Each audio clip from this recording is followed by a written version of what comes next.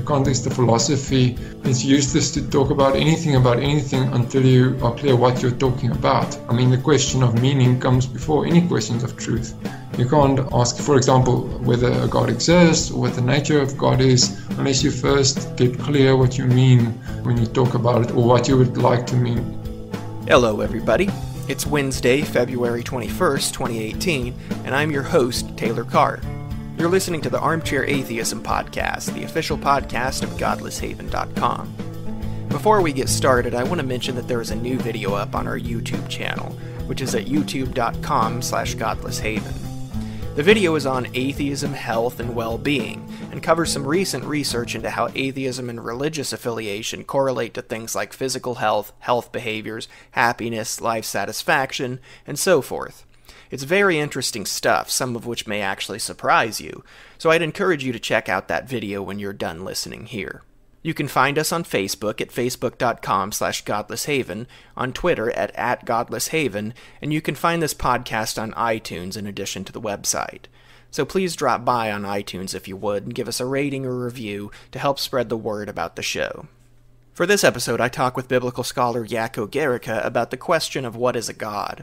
Of course, this is a big question, too big to address to everyone's satisfaction in just an hour-long discussion. However, I do think it's very useful in helping us think critically about the different perspectives we inhabit, the histories behind them, and how they affect our understanding of certain terms. The aim of this episode, then, is not to narrow down some standard definition, but to sort of deconstruct what we're asking and see how this influences the answers we might come up with. With that said, allow me to introduce my guest. Jaco Gericke is Professor of Biblical Studies at Northwest University, South Africa. He has doctorates both in Semitic languages and Old Testament studies, and has done postgraduate work in theology and philosophy. His work has been published in journals such as Old Testament Essays and the Journal for Semitics, as well as his own books, the most recent of which is What is a God? Philosophical Perspectives on Divine Essence in the Hebrew Bible, put out last year by T&T Clark. Dr. Gericke, welcome to the show. Thank you very much, Taylor. It's an honor to be here. So first off, can you start by telling us a little bit about your background and your own journey? Did you come from any religious background? Yes, I was born into a religious family. Here in South Africa, me and my family, my parents, we are part of the Dutch Reformed Church, which is part of the Protestant tradition, basically Reformed, Calvinist, and so on. It also equates probably to the Presbyterian tradition in the United States, which can be used interchangeably. And I grew up in that church. I had a conversion experience around the age of 12, and after that I decided to become a missionary. For that I had to study theology, but first be ordained as a minister of the church, and that's why I entered theology and how the journey began. How long were you a missionary for? Well, actually, I wasn't a missionary in itself. Though I wanted to be one, the church said I should complete the full theological curriculum. And as I went in with the intention of being a missionary, you had to take some humanities subjects like psychology or philosophy and so on. I chose philosophy. It just interested me more. And I chose... Well, I had to take all the other subjects, the languages, Hebrew, Greek. I went further with the Semitic languages. That was a later decision. And all the other subjects, Old, New Testament, systematic theology, practical theology, also missiology. But as I went along, my interest moved a bit more, academic interest at least. I still wanted to be a missionary. My academic interest went more into systematic theology, which is roughly closely aligned with philosophy. And that was my main interest until I lost my faith. Interesting. So would you say sort of from the beginning or at some certain point that you developed an interest in studying specifically philosophy of religion? Well, let me put it this way.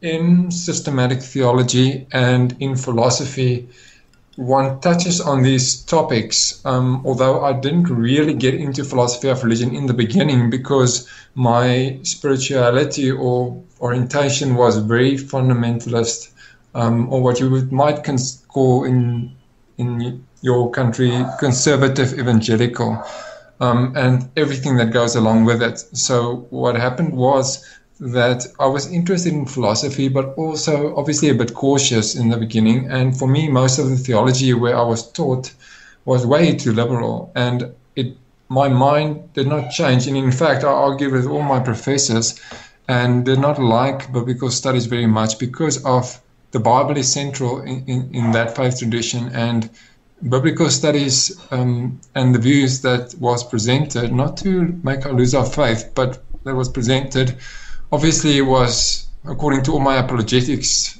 books that I read outside of my university studies, obviously liberal theology with its naturalist assumptions and so on. So I was interested in philosophy, didn't get much into philosophy of religion too until I lost my faith or touched on it in apologetics. It's funny because I actually come from an evangelical background myself, and that was a very similar situation that I found myself in, of being a little reluctant towards, studying philosophy, just because, you're, at least in the community that I was raised in, you're kind of warned at an early stage that some of this stuff could be a threat to your faith. Even though there is a long tradition also of philosophers who have been influential within the Christian church, specifically like Aristotle and Plato and some of the classics too. So your new book is structured around a particular question: what is a god?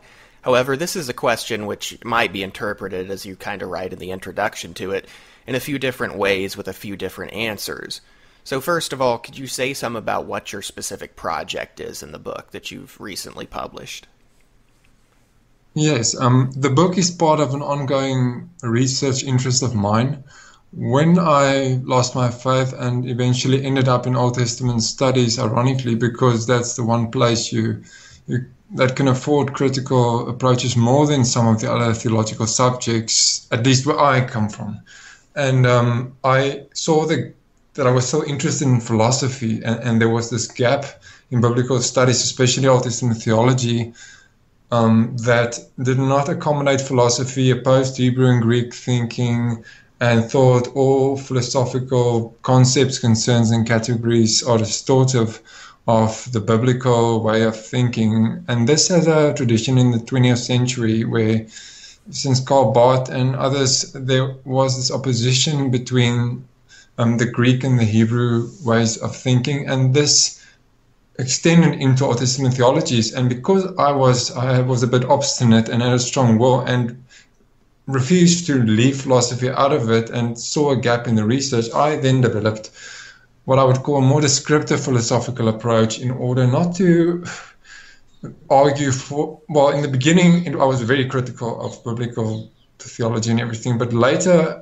I developed a philosophical method in order to engage in conceptual clarification rather than propositional justification or critique. And in this book, it's purely the question of what is a God, which is what is something, is a basic philosophical question, but where it is both philosophical and biblical, and this is the mission of the book, is to show that though this question has been neglected in biblical studies and in theology, because everybody talks about what Yahweh was like, there is a very little concern for what the text assumed a God to be, not just in a trivial sense, but why was Yahweh called a God? What did they assume made a God divine? What did something have to be called a God? And do these views vary in the Bible? Are there something like essential accidental properties? How does it agree or differ with the typical God of Christian philosophical theology? So in this book, what it does is it's not an Old Testament theology or a philosophical theology. It's a purely complicating of the question that looks at all the possible philosophical interpretations of the question, what is something? applies it to the question of what an Elohim in the Old Testament is, and then looks at different ways about how one can go about approaching the text, asking what the text themselves assumed an Elohim to be. And obviously, that will be very different from later Jewish and Christian views of it, and even some atheistic stereotypes. Yeah, so out of curiosity then, on that front, you've kind of mentioned that I guess one of the merits that you see in this approach is clarification. But what other sorts of merits and benefits do you think there are in considering, an ancient Israelite conception of God as Elohim, alongside historical philosophical perspectives on such things as essence, being, divinity, and so on?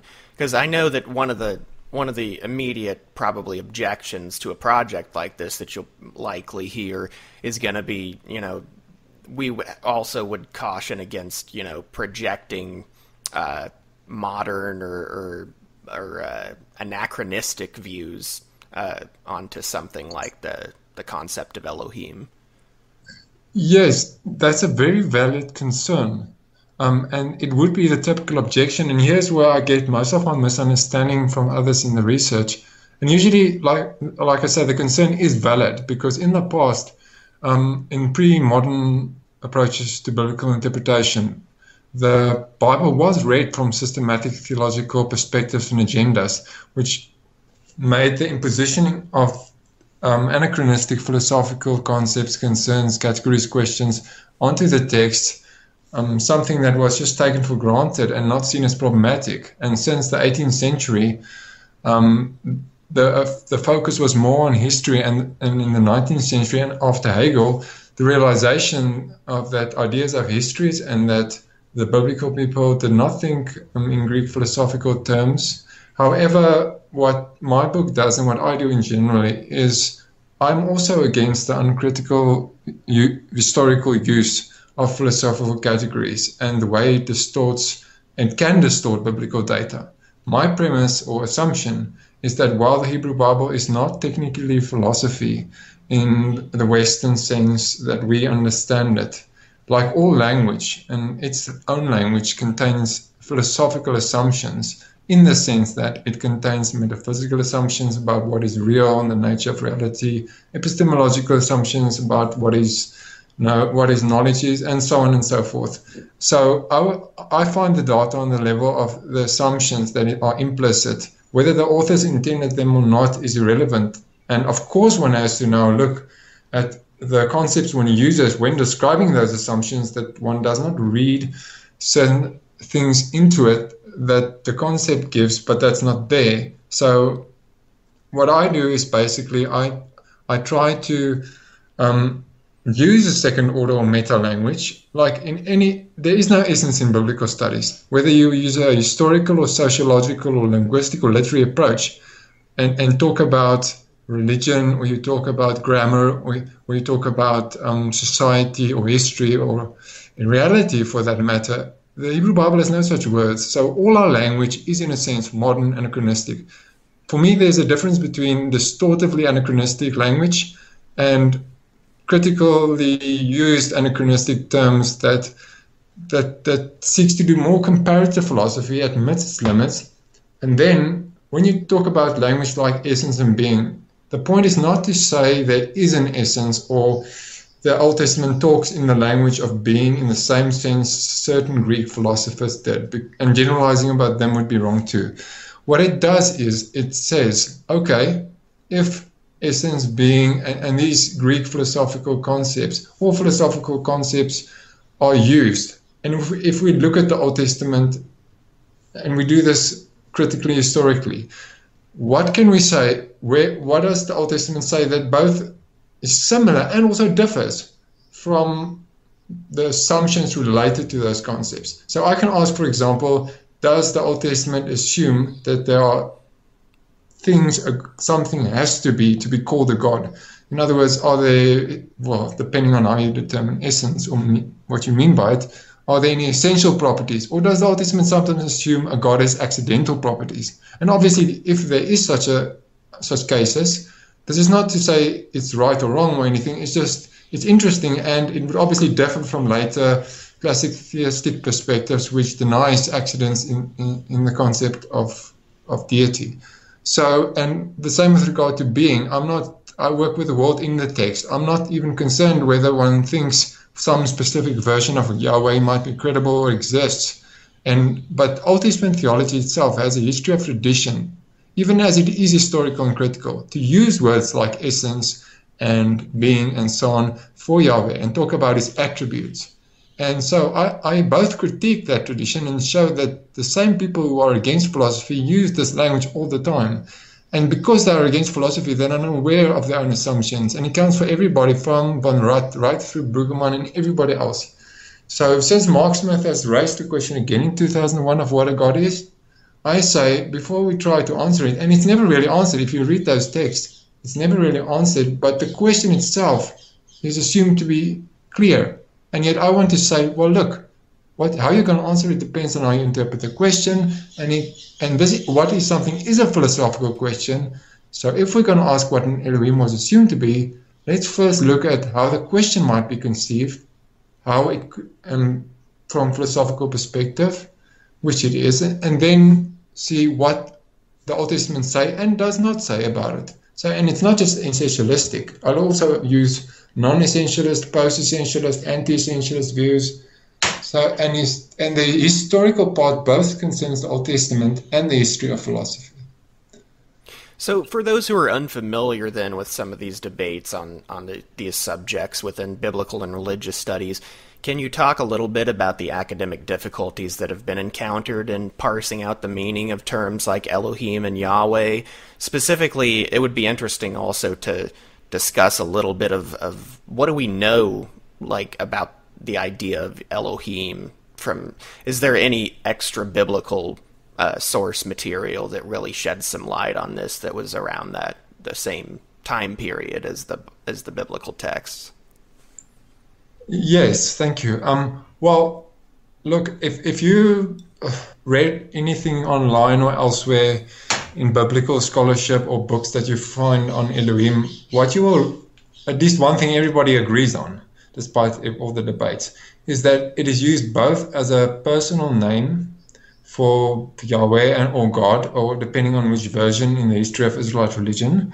So it can mean God or other things, which I will come to now, or it can be used as a generic term, like a taxonomic class or classification for the type of entity Yahweh and other entities were assumed to be. Like the word God in English is not just God as a specific deity, which is now used because of philosophical history, both for the name of God and the type of being he is, even though there's just one of them in that tradition.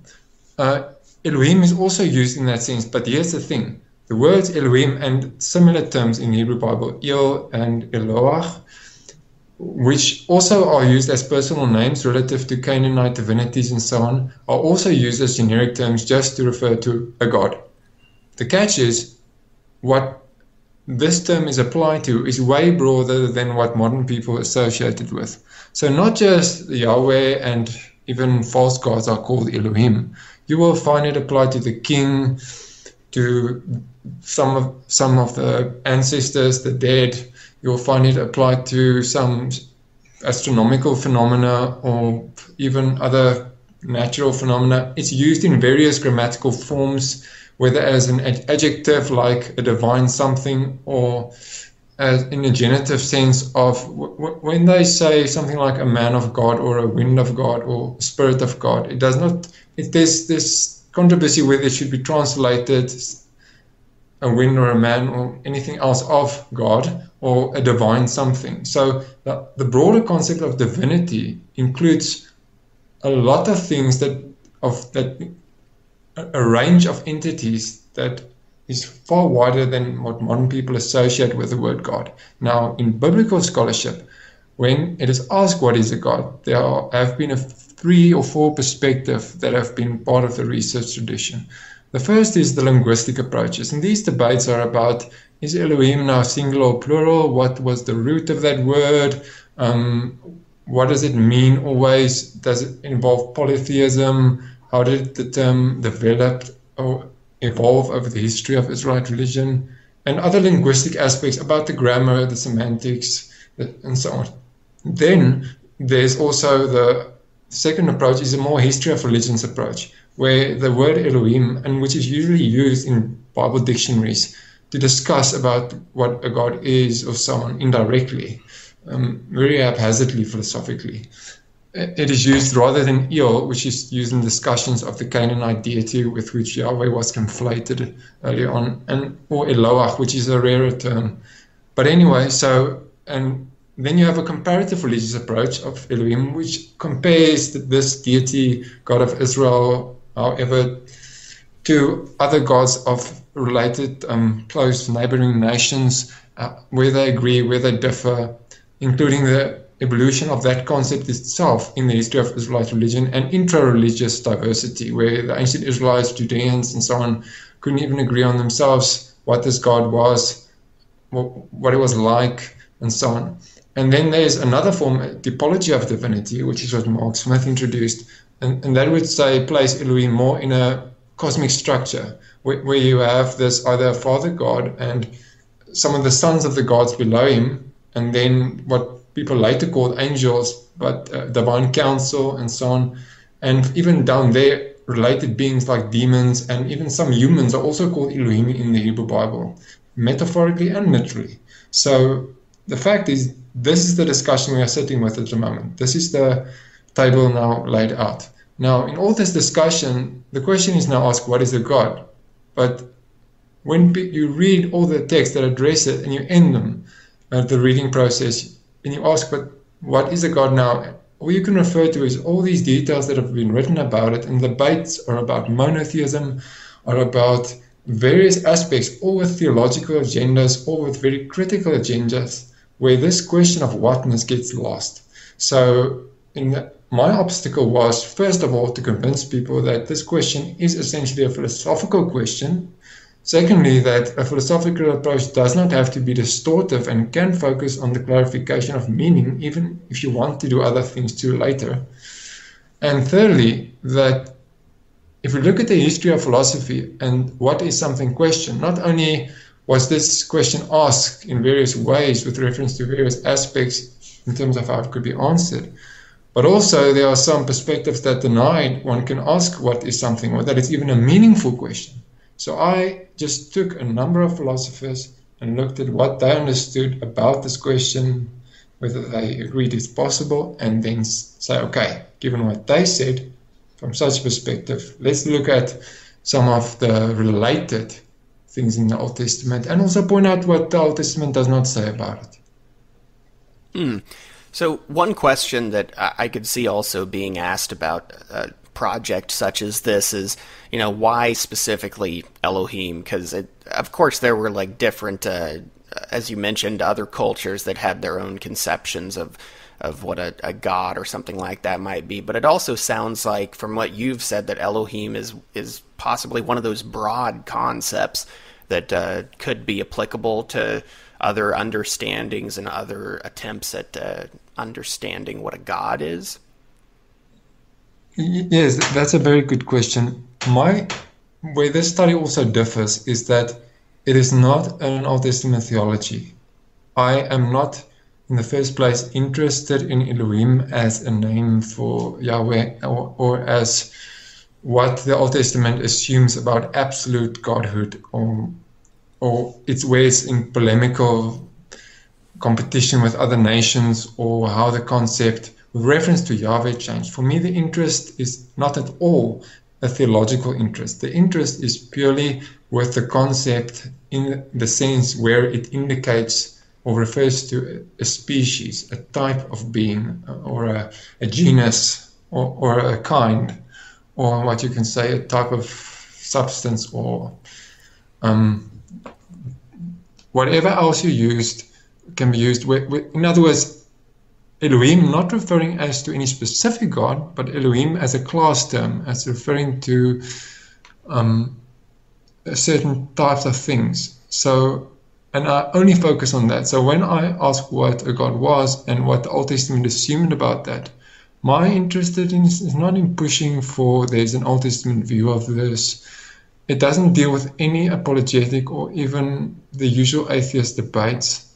It doesn't fit into an Old Testament theological stereotype or purpose. I'm not even trying to show it's relevant for anything specifically. Some people will be interested and others won't. Some people will find it absolutely boring and others will find it fascinating. And to be honest, the only reason I did it was because it wasn't done before and it seemed like something profound, because in the context of philosophy, it's useless to talk about anything until you are clear what you're talking about or what you mean. I mean, the question of meaning comes before any questions of truth. You can't ask, for example, whether a God exists or what the nature of God is, unless you first get clear what you mean when you talk about it, or what you would like to mean. Now, for me, I'm not trying to convince anybody of any specific view or what to believe, or even with regard to the Old Testament, or I neither promote it nor do I simply criticize it. It's really a historical exercise, and philosophy is only used in a sense of bringing out things in the Old Testament that we haven't looked at the data in this way before. And in that sense, I think its only merit is that it could be seen as interesting for those who have this specific taste. But like anything in any field, if it's not your thing, then it's not gonna. Yeah. So what you said just a little bit ago, also about some people having an issue with even asking the question, what is a god? There are lots of people, I'm sure you're aware of this too, who would say that personal experience or revelation is the only or one of the best ways to claim to know God. This is kind of common in the West, at least I've found. But why should we want to push our investigation further than this? Because even this, seems like an idea of what a god is. It's not exactly resistant to that. It just says that a god is a particular sort of entity that you relate to in this certain way, Yes. Again, I really do think that in this case too, the main problem would be with when people assume that my interest is in, claiming to know what a god really is, or trying to convince people this is what a god is. And from a conservative Christian perspective, where systematic theology basically determines the agenda of Old Testament theology, it seems a very not only uncomfortable, if almost irreverent question, but it also, because in Christian philosophical theology, God is not part of a species in monotheism. So the question, what is a God, sounds very flippant.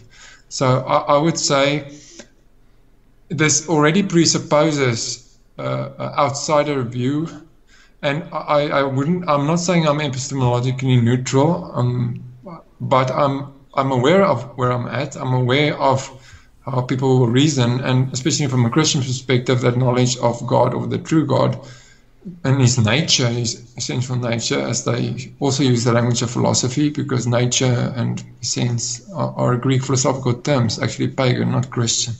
Although Christians, of course, adopted it to communicate their message. The point is, my interest is not in asking what a God is really like, or what God is really like. The question I'm asked, or what I'm interested in, is, and this is what I present, what, with the Old Testament or the Hebrew Bible? Well, actually, let me retrace it. What the Old Testament or Hebrew Bible assumes a God to be, but not in the sense of trying to say this is the Old Testament view, or this is how we should think about it or not think about it, or actually what the Old Testament actually says. I even go one step further back and say, this is how we can ask the question about what the Old Testament assumes. So my interest is not actually per se in what the Old Testament assumes a God was. It is in different ways of approaching not the Old Testament or God himself. I don't claim to know what a God himself is like. I'm saying I'm looking at different perspectives or interpretations of the question, what is a God? And then, given this or that or the other interpretation of the question, which is philosophical, in each case, different philosopher, then, and not his view on God or the Old Testament, then I say, okay, from, say, a Platonic or Aristotelian or a Thomistic or a Derridian, or going back earlier, Hegelian, Nietzschean perspective, not on the Old Testament or God, but on the question of essence, what is something necessary or essential properties and so on, then I ask, okay, how do they see this question of whatness or essence? And given that, if we then approach the Old Testament data from this perspective, what do we seem to see from a philosophical perspective, even if it's distortive, that the Old Testament assumes about what a God was thought to be? And how do we know that the Old Testament says anything? Because some might object, say, well, the Old Testament never says in so many words what a God is. Well, from, say, a Wittgensteinian perspective, I can say that for the Old Testament, in order to say anything about a God, to say that a God is like this or not that, and it doesn't have to be just Yahweh, even to say that the idols are not gods, or that Yahweh is this type of God, not like the God of the nations. Since the Old Testament uses the word Elohim, whether we agree with it or not, it itself presupposes it knows what it is talking about. Well, not in a theological sense, but if you can use the word in a meaningful sense, you assume to know what it is about. So the Old Testament does contain data about what it assumed a God to be, whether the authors were aware of it or not. But because they use the words, they obviously say, this is not a God, this is a God, Yahweh is a God. How did they know Yahweh is a God? What about Yahweh, what did they assume make him a God? And how does that, what does it mean to call something a God? What about the gods made that a species that they assign Yahweh to? Or what about Yahweh qualified him to be called a God? And this is purely to then look at what the Old Testament assumes were the necessary and sufficient conditions, if I may use that language, for something to be called an Elohim, even in a non-realist sense where idols are called Elohim. Why were they called Elohim? Not only because they were worshipped as such, but because obviously they were seen, even wrongly, according to the Old Testament, as having some properties. So I'm just describing the properties, the generic properties of the species, obviously varying in different contexts. I think that makes an interesting point of inquiry here too, because what I understand from what I've read about certain passages, like the one where Elohim says, let us make man in our image and stuff like that, you know that there's like a contemporary understanding of that plural word there, our and us, and in terms of the Trinity, but maybe you can talk a little bit about Elohim. There's a pluralistic understanding of it too in Hebrew language, isn't there? Where it can be interpreted not just as one entity, but possibly multiple entities.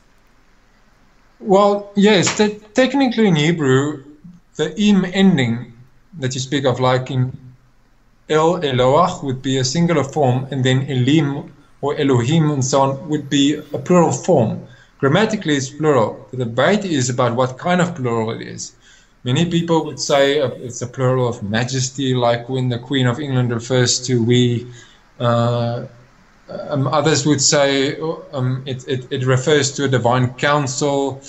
Others would say it's just the way of, it's a rhetorical device, and Christians would see the Trinity there, which is obviously anachronistic. But I have no pains with that in this book. For me, the word is plural. It is often used singular because the Hebrew verbs with it are often used in a singular sense. When in Genesis 1 it says Elohim created, it doesn't use the plural verbs with him. So it is a bit of a mystery why that is. From a non-Christian, more historical perspective, one would say that it refers to other divine beings.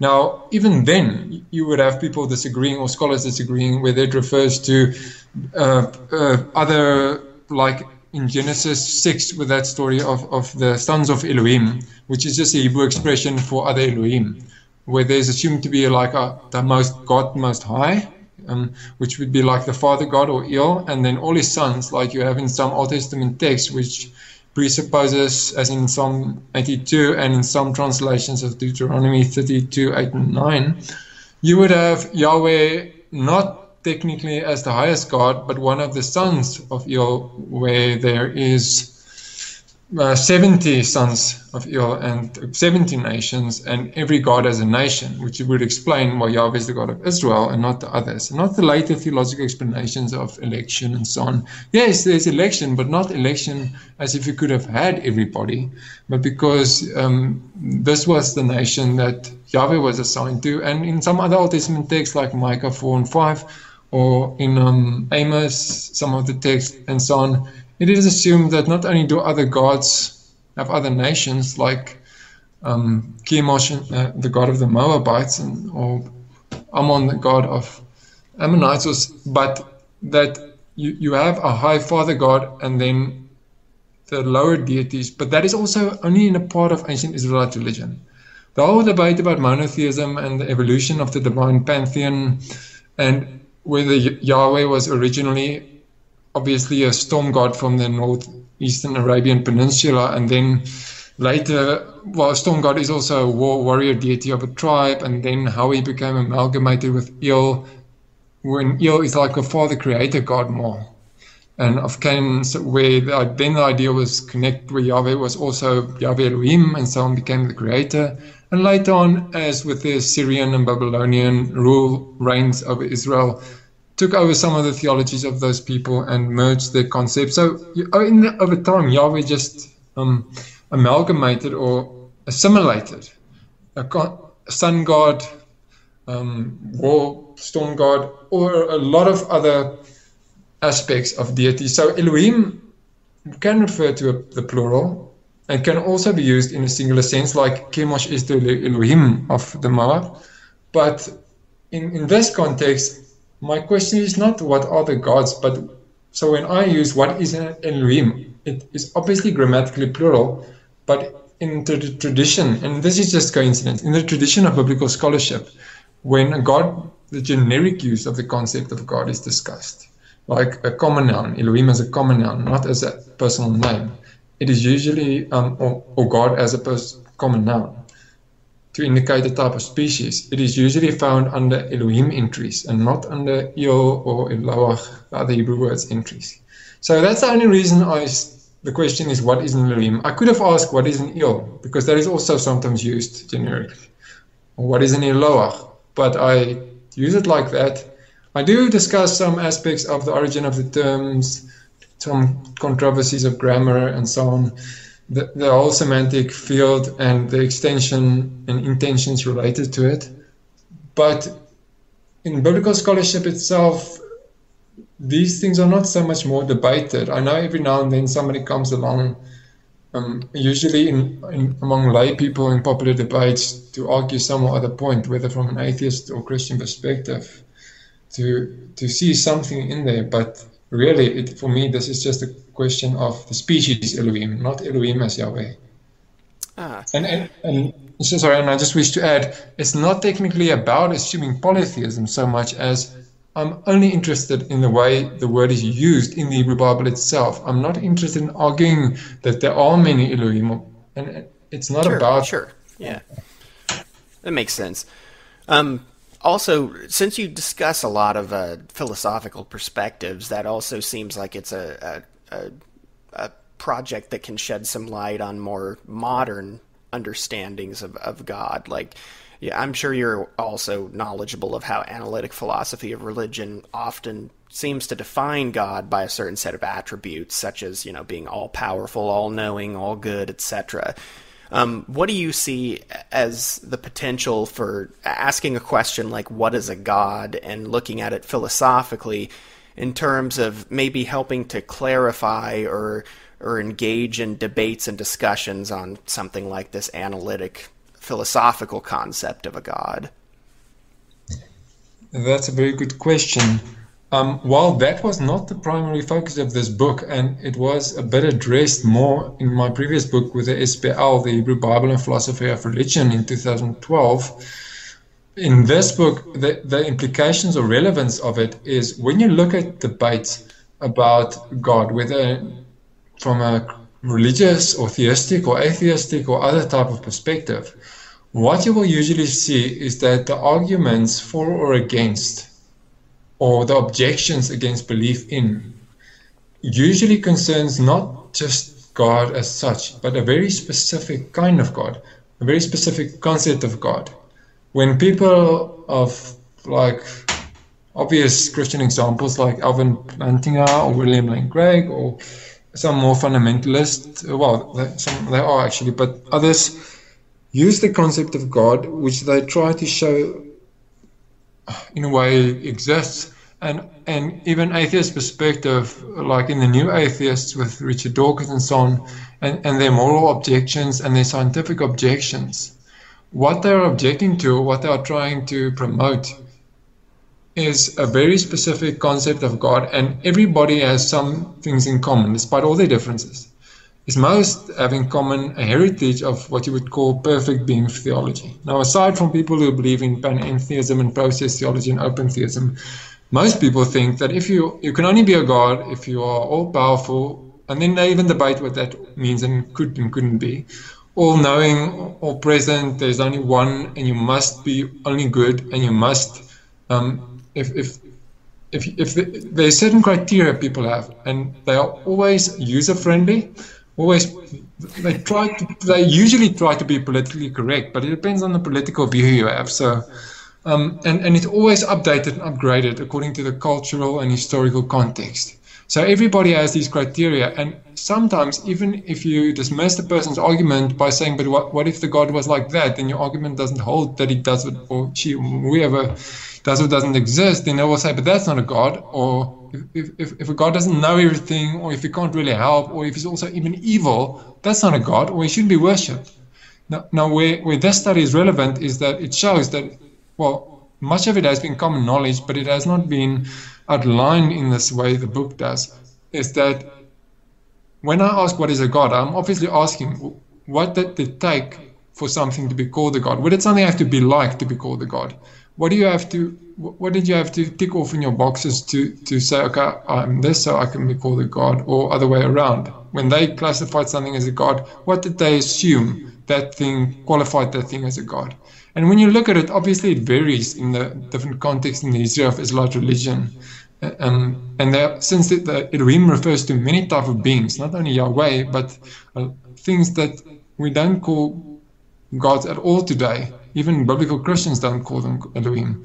The thing is, then you will see that not only is perfect being theology never there, not even with Yahweh in the later stages, that they don't have words like omniscience and omnipotence, but that usually the criteria for what it took to be called a God, or what they respected in a God, or what they would accept a God for or dismiss it, and not for belief in it so much as worthy of worship, let me say that, because they don't usually argue against or for existence, is basically it had to be powerful, of course, and it had to have knowledge.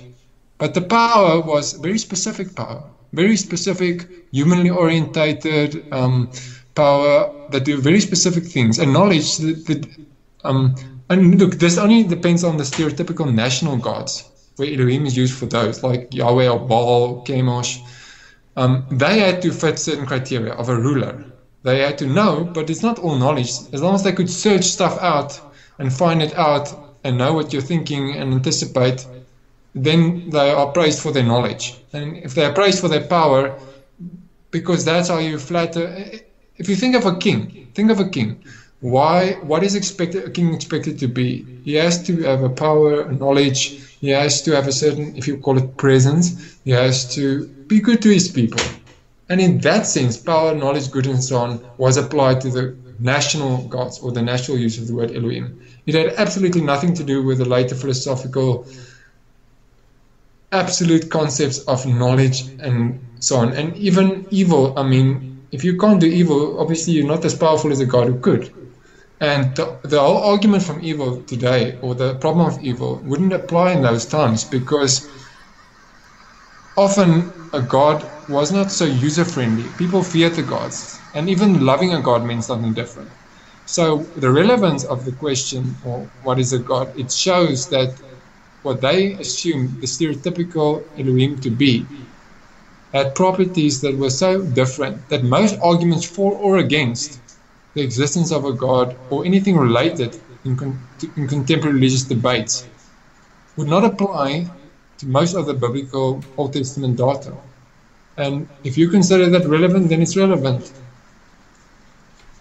Yeah, that's interesting, because there does seem to also be historically this long-running trend of the divinity of kings, and applying this concept of the divine and godhood to certain human beings, if you will, through history, like kings and queens and stuff like that, where it's almost like they're just a further step up on the hierarchy, or the evolutionary ladder, if you will, and such, that it's not, like you said, it's almost like, yeah, they're more powerful and they're maybe more knowing and such, but it's interesting because we don't think of it that way these days. A lot of times, a lot of people do think in terms of, well, if to qualify as a god, you have to have all of these most amazing and most powerful sorts of attributes and such like that. But it's interesting to think of this in terms of also sort of where it came out of, and those ancient conceptions of divinity that I think seem like they're lost a lot today for the most part. Yeah, yes. In this sense that however a God is described is always, it gives away the context in which the description is made. So, for example, a God could never be called a king before there were human kings, because there's no reason to call a God a king. In the older history of religion, a god may be called, in a sense of a tribal chief or a warrior, and also the weapons of a god and the place where a god lived would fit a tribal culture or a nomadic culture. And the god was the father, or the God of the father, as in the Genesis stories. Only when Israel became a monarchy that the God and the way a God, and again, this is just the use of Elohim for national gods. There are other uses of it that does not even fit what people of today would recognize. So, but anyway, only when, both in the ancient Near East and in Israel, when there were human kings, that people start talking about the gods as kings, which is why the word for temple and palace, or the house of God, is the same thing. The temple just was the palace. The tithes people brought to it was just the tax. The sacrifices was literally the food, and it had to be the best, because you serve the best to those in power. Religion was really a kissing up to power, and that's why the God was worshipped. And like you call people who are fans of a president, despite knowing all that they do that are not so, that are morally questionable from whatever moral perspective they look, they will still praise him and be fans of him, because in certain roles of power you are considered a bit above the public morality. So when a god is in a temple, there where it's cool, where he has his servants, the music as entertainment, he's living in the best house in the city on the top of the hill. And he's like a king in his palace. That is his earthly, like his holiday home, and then you have the one in heaven. So that is what it was. That is nothing other than what a temple was. And today, since the French Revolution and democracy and so on, when you hear about people speaking about a God today, what they expect of a God is really much what and they wouldn't use the language, but it's the same thing that they expect from a president of a democratic country.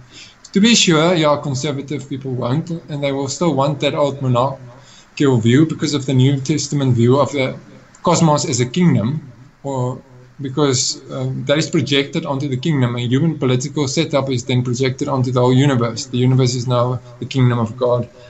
And now the more liberal theologians will see God as a more democratic person, interested in human rights, and they will describe his mind using more technological metaphors like those of a computer or a designer or an artist.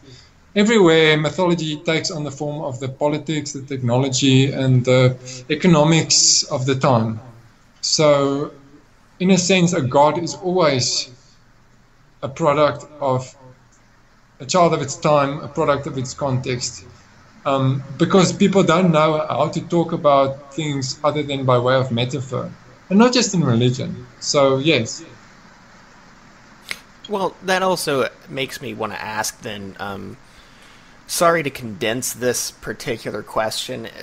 Your book has a whole lot that it covers, but to condense it into one small question at close to the end of this recording, what have you found that you would say are some of the criteria for an Elohim? And specifically, I guess an argument could be made that your perspective also exists in a certain culture and context.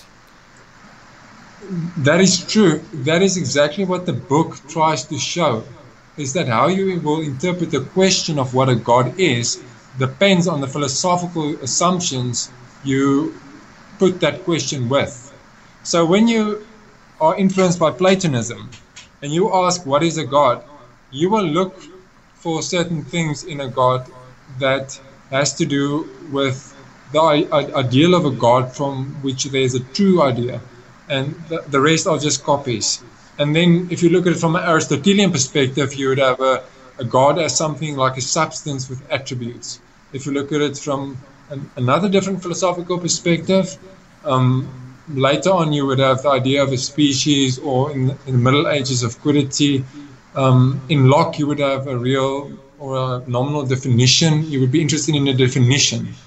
And in later philosophy, especially since Hegel, you would be interested more in the history of the concept, in Nietzsche, in the psychology and the anthropomorphic projection, in Wittgenstein, in the way the word is used, and actually a denial of criteria, because the whole thing that started from Plato up to, I would say, Hegel, Nietzsche, but more in Wittgenstein comes to the fore, is that you can't really ask for criteria, especially because the word Elohim is used with reference to so many, not only different national gods, true or false, but different type of entities. There are no essential properties, certain criteria to call something an Elohim, not only because of historical variation, but because the word refers to so many types of entities that it is more what Wittgenstein would say, like defining a game. You can't define the word game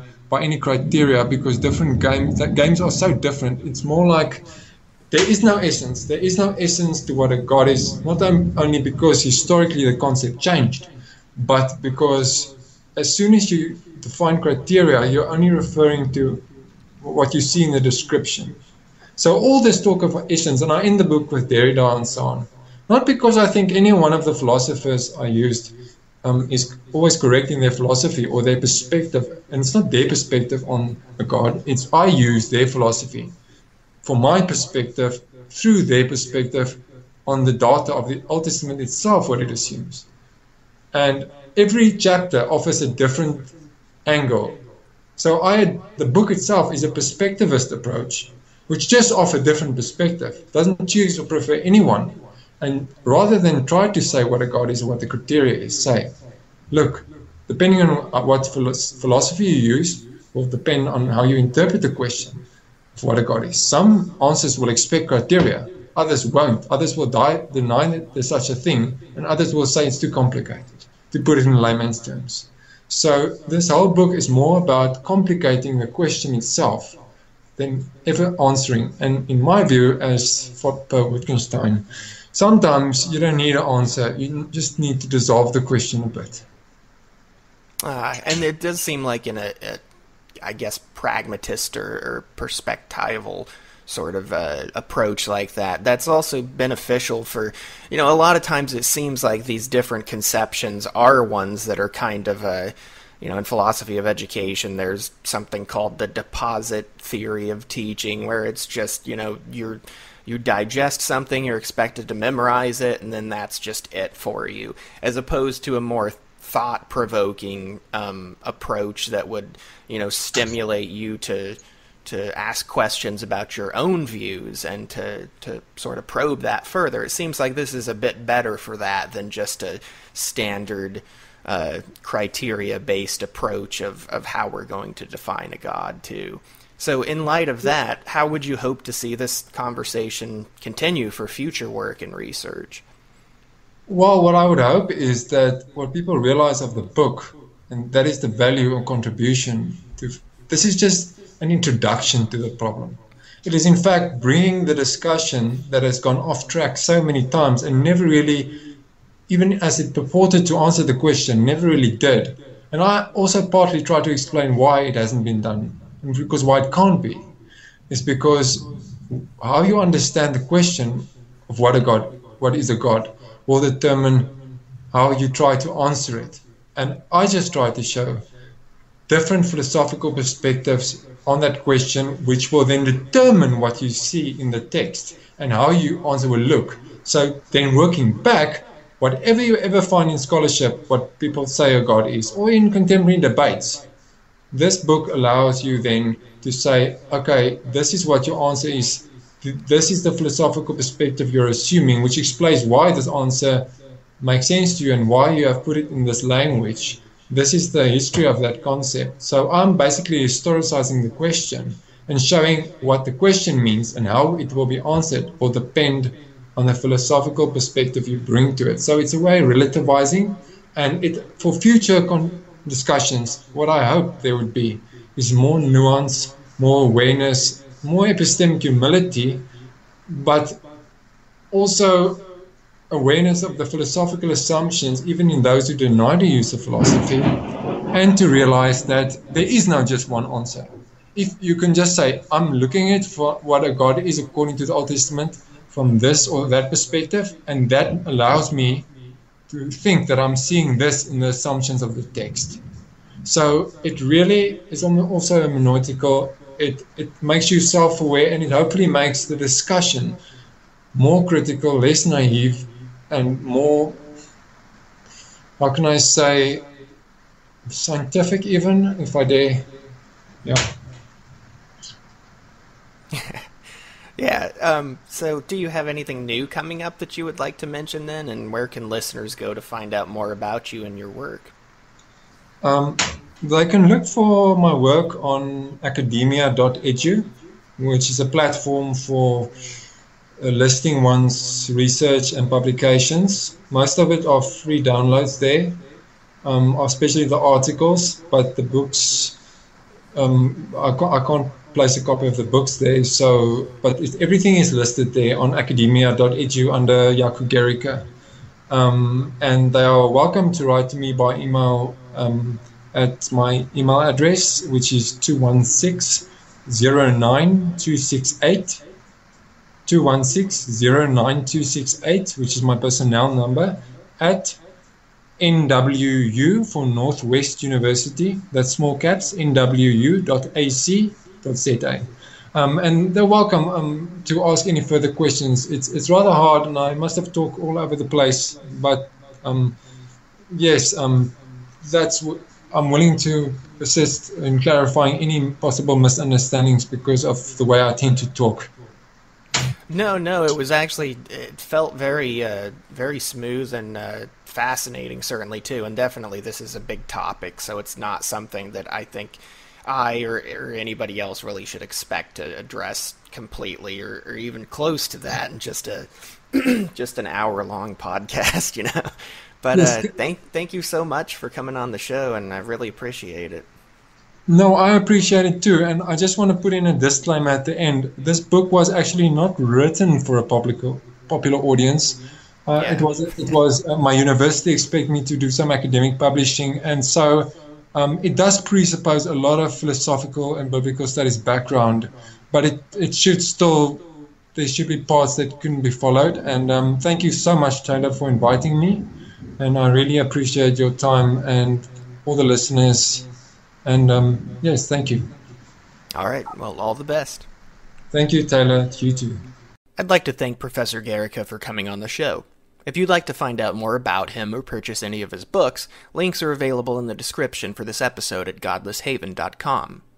At godlesshaven.com, you can also find out more about the show, more about myself, and plenty of additional content. Music in the show is my own work. Thank you for listening, and please join me again in the not-too-distant future for another episode of Armchair Atheism.